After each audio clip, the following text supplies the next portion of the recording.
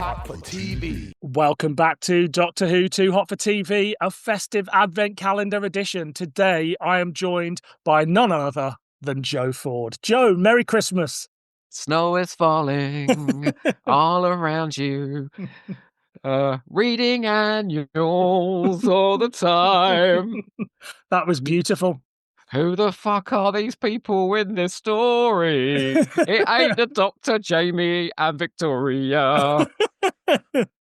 Joe, do you like an annual? Are you an annual fan? A fannual? Not really. I've certainly never collected the new series ones. I mean, have you seen them? They are knocked off. I'm intrigued by some of the older ones, but I never got them growing up. I had one or two in the 90s, and there's one in particular that I just loved, which had the pull-out blue pages, the episode guide of the entire series. Do you remember that one? Oh, that's a yearbook. Oh, okay. That's when DWM take them over, so they're done with some love and care. Yeah, see, that was great. I know I did have one of the Fourth Doctor ones back in the day where I just was spending most of the pages trying to figure out who the fuck it was drawn in them, because it weren't Sarah Jane and Leela, but I don't know who it was. In these horrible, scratchy artwork. It's really ugly artwork. It varies from annual to annual, but there's some ugly stuff, there's some psychedelic stuff, there's some stuff that, quite frankly, should be in a gallery somewhere, and there's other stuff that should never have been exposed onto human eyes at all. So it's a real beg your mixed... pardon. Yeah, well, exactly. You send me that one, please. Although I've got to say, the cover of the annual, the story we're talking about, is just gorgeous. Doctor Who and Jamie coming into the TARDIS, and the Cyberman's in the doorway going, "Roar, I'm going to kill you." So we're doing the Celestial Toyshop, which is from the 1969 Doctor Who annual, which was released in September of 1968. It's a story starring the second Doctor, Jamie, and Victoria.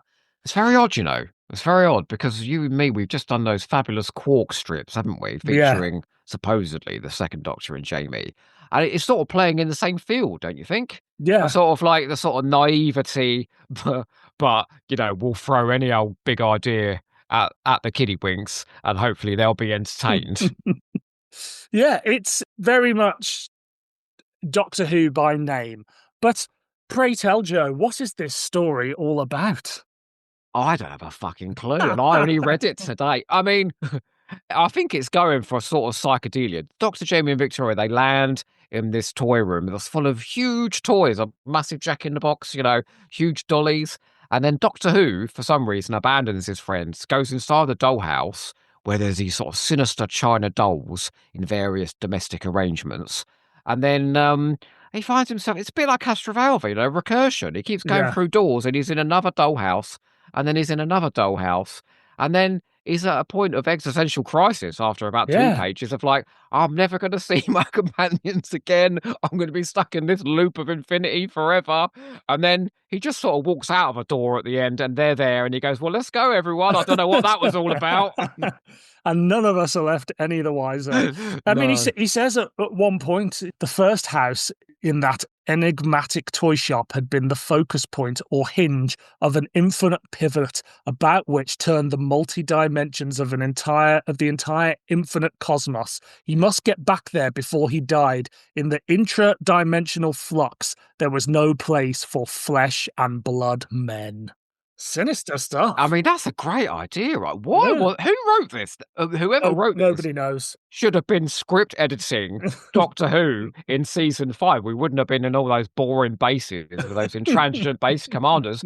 We would have been exploring the intradimensional flux of the infinite cosmos. I know. Which sounds much more interesting. And then he goes, when he found the children, Jamie and Victoria. The children? Yeah. They might be old, ancient, and not remember him at all. They might be dead and gone forever. They might still be waiting to be born. Are you sure this wasn't written from an exercise book by Stephen Moffat? I mean, I wonder, is this actually a meta comment on some sort of breakdown? Is this about depression? It does. Doctor Who goes from sort of fear 1 minute to wonder the next, to sort of childlike glee the next. No matter, every time he goes into a new dollhouse, he experiences another emotion. But then, suddenly it's like the walls are closing in on him and the universe is no more. And he's really depressed. He He's starts having a having dark very moment. dark thoughts. Yeah. And by the end of Absolute. it, now, you won't have heard this yet, but I did a Pertwee story recently, and the doctor sobs in that too. And in this, he So falls. Pertwee Yeah. And then this sobbing. Troughton falls out through the door into Victoria's arms and starts sobbing again. Yeah, well, Cutie Gatwa, you yeah, know. get out of the pool, mate. All right, the annuals was doing it first.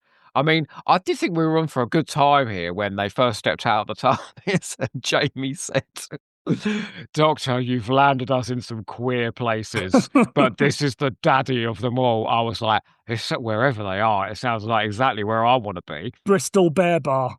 But then, right, this is a fault from Jamie's point of view. Get this, he realizes they're in this big toy room and he goes, "Oh, it reminds me of the toy department in Harrods." How the fuck does Jamie know what that is? Yeah. I don't think the person writing the story has got like character profiles on either Jamie or Zoe. He just thinks Like, they're children oh, from the modern day doctor. Earth. Yeah. The doctor has this line. Are you ready? You remember Patrick Troughton and his many scientific experiments in Doctor Who. "I look forward to some curious experiments here," he says. "Positively fascinating, upon my word. Positively fascinating." I'm like, who is this? Victoria, however, did feel a bit like Victoria. She's like, "Oh, Doctor, please, can we go inside the dollhouse? When I was younger, they always looked so warm and cozy inside." And it does sound like the sort of dreary line that Yeah. Victoria would have, It turns out Victoria's shit in any format.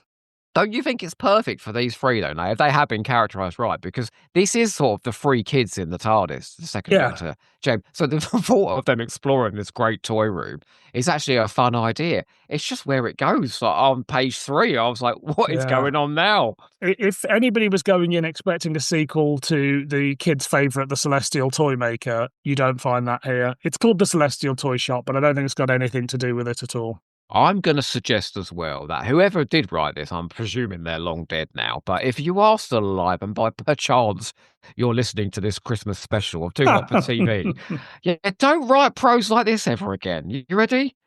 This is from the Doctor's point of view. "He felt gross and mechanical. His joints seemed to creak and his flesh seems to be made out of some base clayey stuff." Wow. Yeah. Very evocative. Thank you. Absolutely. Is there anything in it that feels remotely Doctor Who? Let's have a look now. But the light that shone out of the interior was quite unbearable to his human eyes. Oh, Yeah. fuck. And he closed them completely and turned blindly towards the door of the house by which he had entered, away from that glittering small jewel which seemed to radiate all the light of the universe. I mean, even that sentence started in a very different place to where it ended. They're just making it up, aren't they? Yeah, absolutely. They've got 90 pages to fill for Christmas and they've got a day to do it. I feel like if you ever had a Christmas day like this, where you've consumed more than your body weight in food, right? Every Christmas day. And you're on the sofa, absolutely steaming drunk, Yeah. and full of turkey and all sorts of stuff that you've stuffed inside you. I don't judge. I beg your pardon. I don't judge what you get up to on Christmas Day. And you sort of start having mad fever dreams, and you're not sure whether you're watching The Doctor, the Widow, and the Wardrobe, or you're reading this annual. But you know what I mean? It's a sort of like, yeah, oh my God, my brain's just gone. I'm so full of turkey. That's what I'm sort of feeling about this story. Do you think a kid in the 60s would have got anything out of it? Or do you think they would have Yes. been disappointed?